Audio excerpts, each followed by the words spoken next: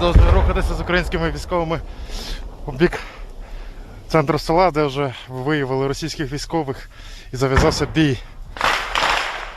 Чуєте, стріляють.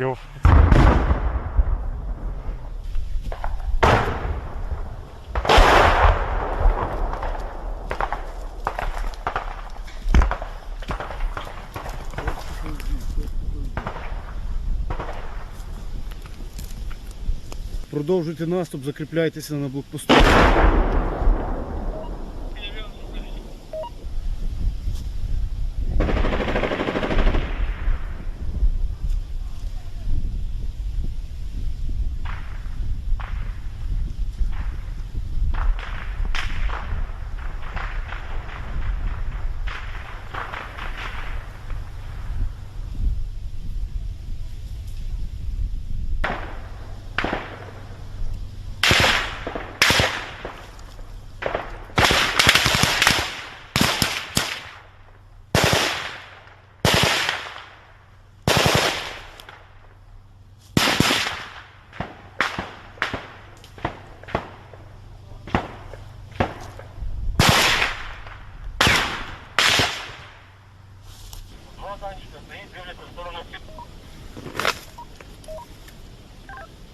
Ще раз повтори, два останні.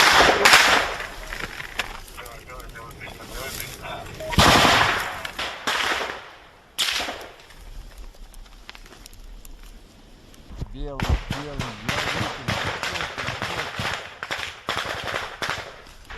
Создай плотный огонь.